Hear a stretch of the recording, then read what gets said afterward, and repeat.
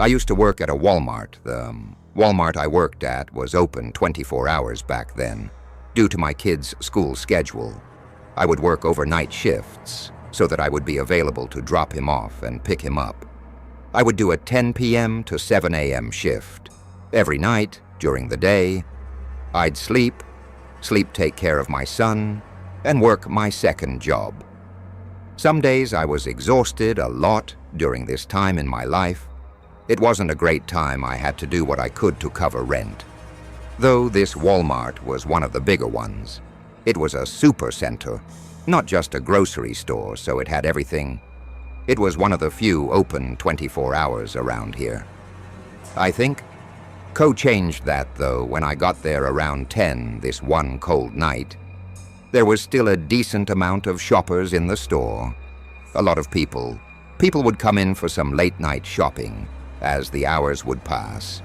It would, of course, quiet down tremendously. The late hours of the night would attract a lot of weirder characters, weirder than the usual ones during the day, into the AM hours of the night. There was only one person working the front of the store, and he or she would be at the self-checkout registers. There were no regular registers open this late.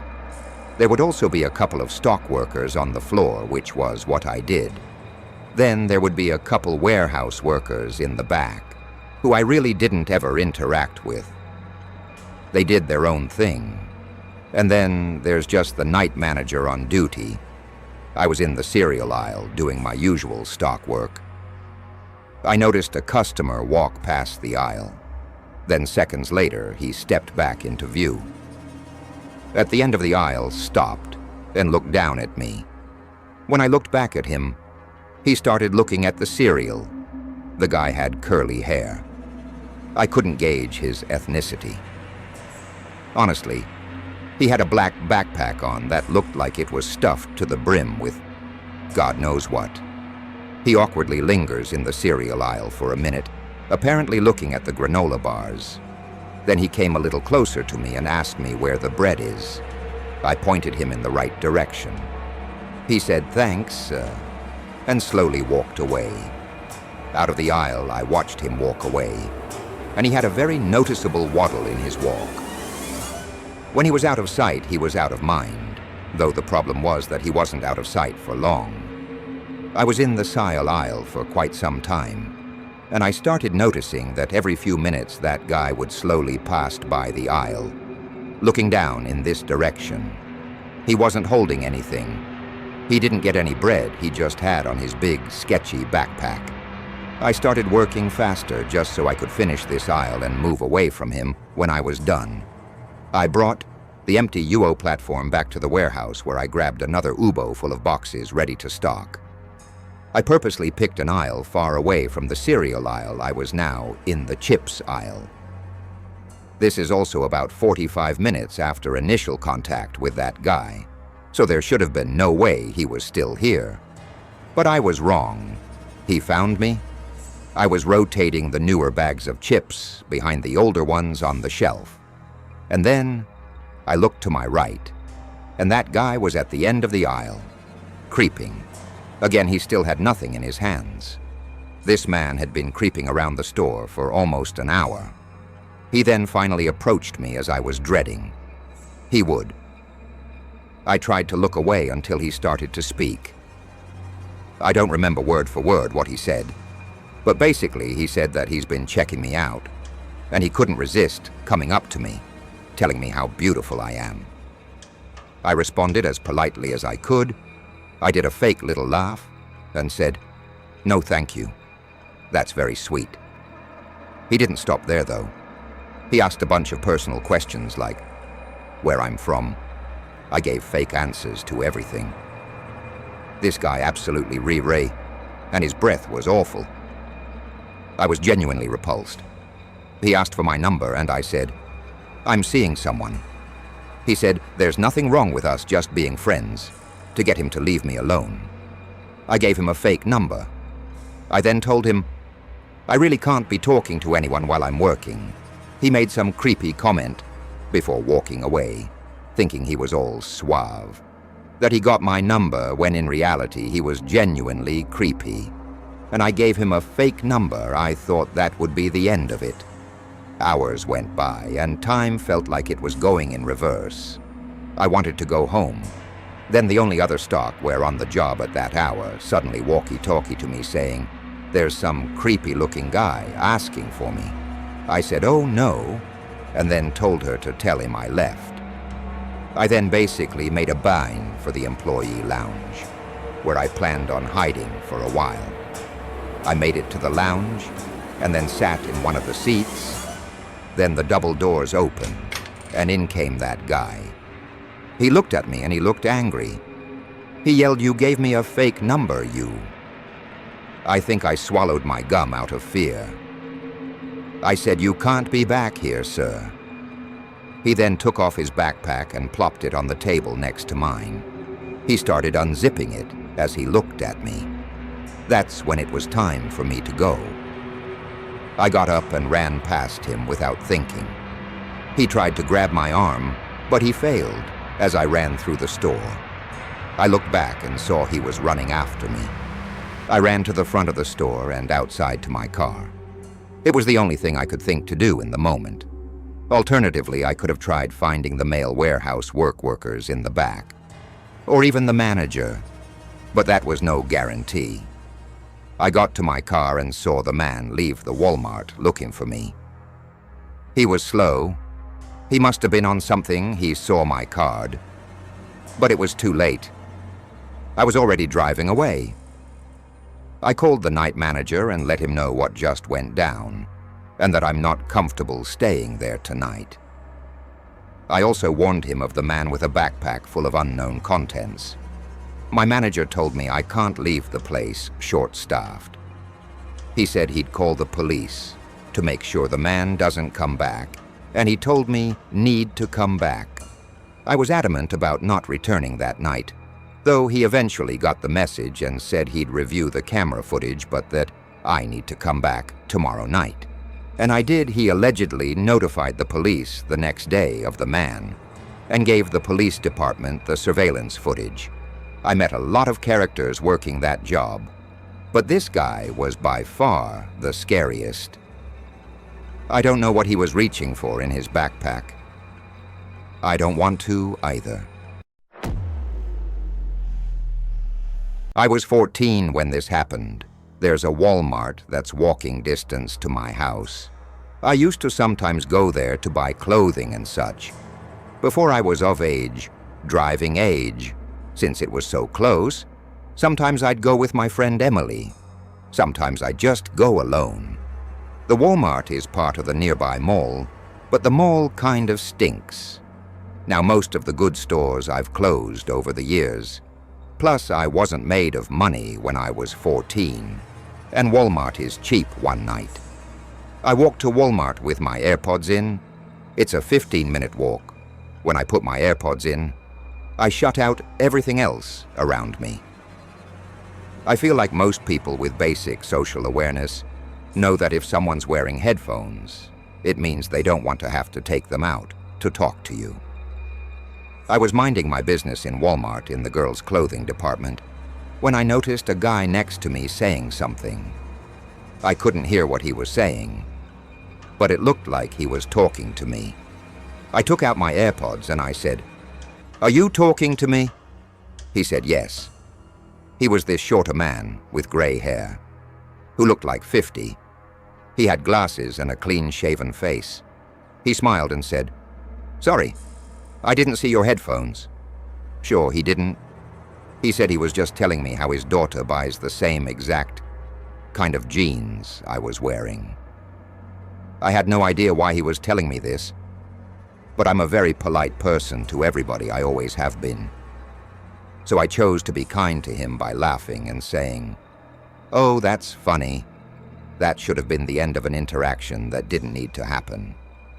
But of course, this wouldn't be a story if it was. I was still looking through this rack of tops. As the man kept trying to talk to me, he mistook my kindness for actual interest in talking to him. Clearly, he asked my age, and I said 14, and his response was unsettling. He basically said, "Oh, what a great age. So mature, but still so young. He asked my name. For some reason, I actually gave him my real name, and his response to my name was, "Wow, that's my favorite name for a girl." Next up, he asked what school I went to. And around now was when I decided to start making things up. I said I'm actually not from around here. I'm just visiting my cousin. He couldn't let it go, though, and he persisted, asking where I'm from. I said I'm from out of state, keeping it vague. But then he said, "I've seen you around here before. Are you sure you're not from around here?" I looked at him and tried to think of a response, but instead I ended up turning around and walking away from him. I was, for the first time ever, actually made very uncomfortable by a stranger the way he said, "He's seen me before." Made me feel as though he'd been watching me or paid attention to me in this Walmart. Before I went to buy the jeans I was holding at the front of the Walmart, then I walked through the store to enter the mall. It was November or December, and they had just put up the Christmas decorations. So I wanted to walk through, and I also wanted to see if any new stores opened since my shopping in Walmart was cut short. I walked through the mall with really nothing catching my eye. I went into a Victoria's Secret, and while inside of there, I saw through the glass that guy from Walmart sitting on a bench in the mall outside of the Victoria's Secret. I left the store and started walking very quickly through the mall when I turned around and saw he was now walking behind me. I started to panic and called my mom asking her for a ride because I was being followed by a man. I took her advice and waited in a store with multiple people inside. He came to the entrance of the store and he creepily said my name in this way that he clearly didn't want a lot of people to hear him. I started to feel sick. I went to the cashier and said, "This man is following me. I don't know him." Some customers overheard and looked over, and the man clearly noticed and started walking away into the mall. The cashier, who was probably only 20 years old herself, sympathized with me. A couple even came over and said they'd wait with me until my mom got here. My mom came into the mall eventually, and I left with her, thanking the couple who waited with me. I didn't go to the mall or that Walmart alone anymore. I didn't even go back with friends for a long time either. I hope that guy got caught being a creep and has been taken off the streets. My worst job ever was working at Walmart. I worked there only for a few months. I hated every minute of it. Honestly, I didn't get along with a lot of my coworkers. The customers were crazy and weird. I felt like a lot of people just generally were unfriendly. I was 24, and Walmart was my second job to make ends meet with my new apartment. Sometimes I'd work register. Sometimes I'd work the desk outside the fitting room. And sometimes I'd work general sales associate. On this day, I was a general associate, walking around the place, assisting customers, and straightening things on the shelves. I interacted with a bunch of people that day. I still remember dealing with some of the dumbest customers I'd ever had the displeasure of interacting with, but nothing could have prepared me for who I was going to run into.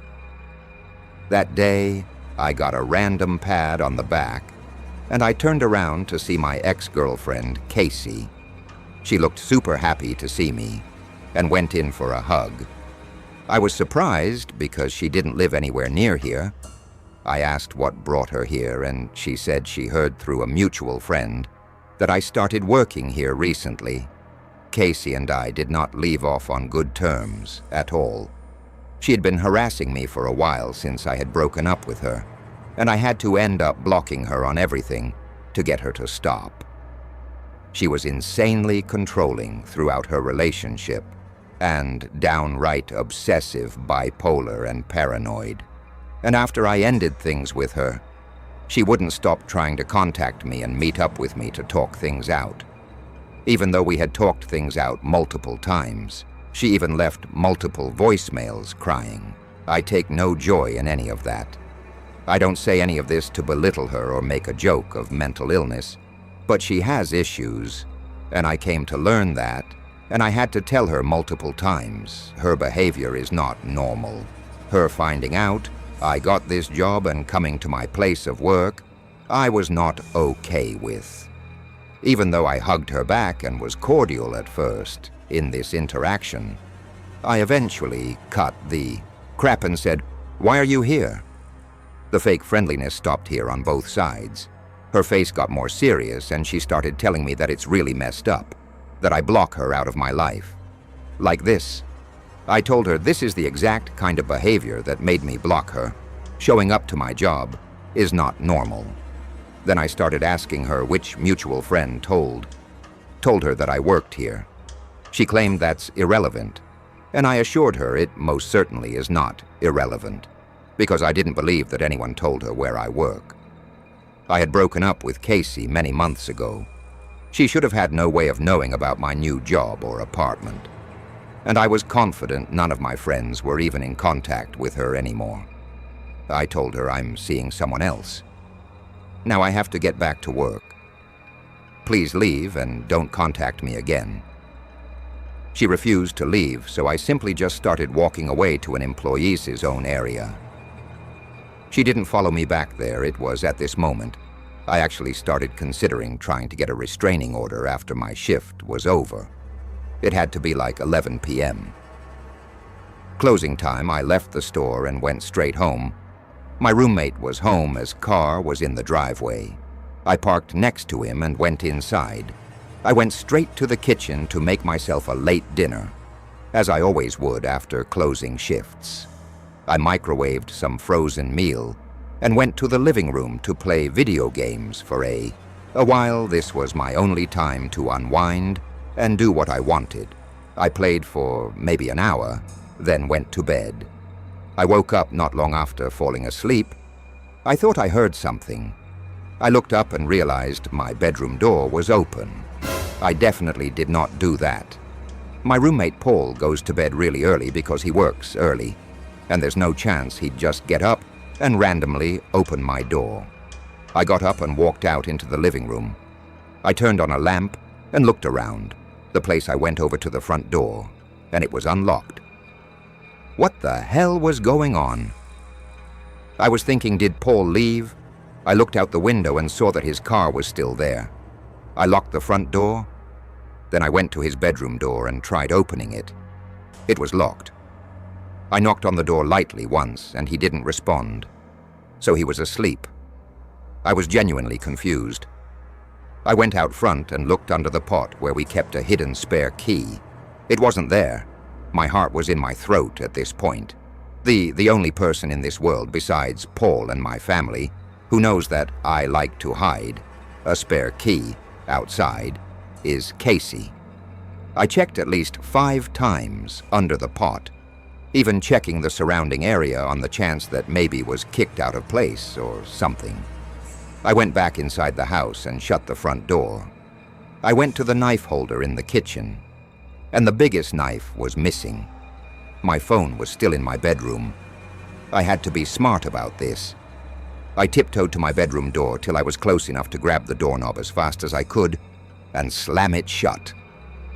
From the outside, I screamed as loud as I could for Paul.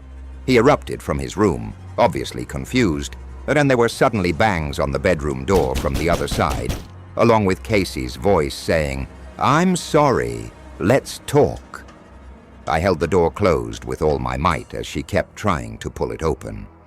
Paul called the police as I held the door after a few minutes of this.